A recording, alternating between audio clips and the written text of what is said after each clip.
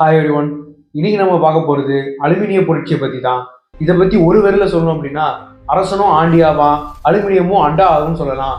So video ஃபுல்லாக பாருங்கள். நம்ம அறிவை வளர்த்துக்கு 2 நிமிஷம் ஒதுக்குறது தப்பே இல்லை. ஒரு காலத்தில் அரசர்கள் கையில் இருந்த அலுமினியம் இன்னைக்கு ஆண்டிகள் கையிலையும் பொங்குறதுக்கு பின்னாடி ஒரு வரலாறு இருக்கு.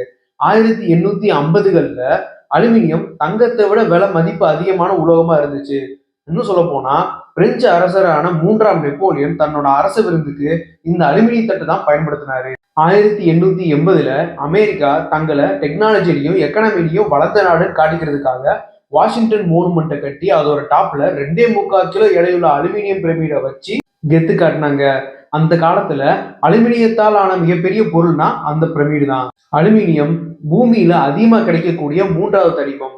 இருந்துமே களிமண்ல இருந்து கிடைக்கக்கூடிய பாக்சைட் ஓர்ல இருந்து அலுமினியத்தை பிரிச்செடுக்கிறது ரொம்பவும் கஷ்டமான விஷயமா இருந்துச்சு. 1886ல அமெரிக்காவை சேர்ந்த சார்லஸ் ஹாலும் பிரான்ஸ் நாட்டை சேர்ந்த பால் ஹெரால்டும் பாக்சைட்டை தண்ணியில கரைச்சி அப்போ பிரபலமா இருந்த எலக்ட்ரிசிட்டியை பாஸ் பண்றது மூலமா அலுமினியத்தை தனியா பிரிச்செடுக்க முடியும்ன்றதை கண்டுபிடிச்சாங்க. இந்த ஹால் ஹெரால்ட் எலக்ட்ரோலிசிஸ் ப்ராசஸ் மூலமா அலுமினியத்தை ஈஸியா பிரிச்செடுக்க முடிஞ்சது. அலுமினியமும் சீப்பா மாற ஆரம்பிச்சது. இன்னைக்கு நாம அலுமினியத்தை யூஸ் பண்ணாத ஃபீல்டே இல்லைன்னு சொல்ற அளவுக்கு பறக்கிற ஃபிளைட்ல இருந்து மிதக்கிற கப்பல் வர, சேட்டலைட்ல இருந்து சமையல் பாத்திரம் வர, நீங்க பாக்குற ஸ்கிரீன்ல இருந்து கேட்கிற ஸ்பீக்கர் வர எல்லாத்துலயும் அலுமினியம் இருக்கு. சைக்கிள் கடை வச்சிருந்த ரைட் பிரதர்ஸ் சைக்கிளை லைட் ஆக்குன அலுமினியம் ஃப்ரேம்ல ஃபிளைட்டை பண்ணி பறக்க வச்சா என்னன்னு யோசிச்சதுனாலதான் இன்னைக்கு இண்டியோ ஃபிளைட் பறந்துகிட்டு இருக்கு.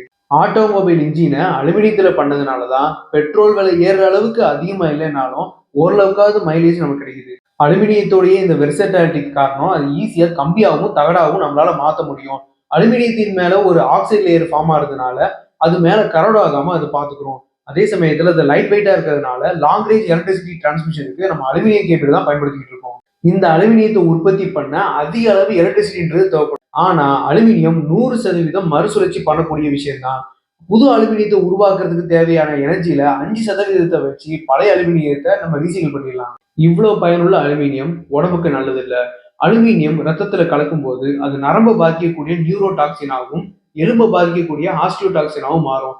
இதனால ஆஸ்டியோபோரோசிஸ் மாதிரியான வியாதிகள் ஏற்படலாம். இது பிளட் பிரெயின் பேரியரை தாண்டி மூளையில் இருக்கிற நியூரானை பாதிக்கும் போது அல்சைமர் மாதிரியான வியாதிகள்ன்றது ஏற்படலாம். நம்ம அலுமினியம் பாத்திரத்துல அசிடிக் கண்டென்ட் அதிகமா இருக்கக்கூடிய தக்காளி, வெங்காயம் மாதிரியான ஃபுட்ஸ் சமைக்கும் போது அதன் மூலமாகவும் அலுமினியம் உடம்புல செய்யறதுக்கு வாய்ப்பு இருக்கு. இதெல்லாம் நம்ம யூஸ் பண்ணக்கூடிய டியோட்ரண்ட்ல அலுமினியம் குளோரோஹைட்ரேட் மாதிரியான கெமிக்கல் யூஸ் பண்ணுவாங்க. இதே கெமிக்கல் தான் கலங்களா இருக்க தண்ணியை தெளிவாக்குறதுக்கு பயன்படுத்துவாங்க. ஸோ அலுமினியம் பாத்திரம் யூஸ் பண்ணாம இருக்கிறது நல்லது. தண்ணியை காய்ச்சி கொடுக்கறது அதை விட நல்லது.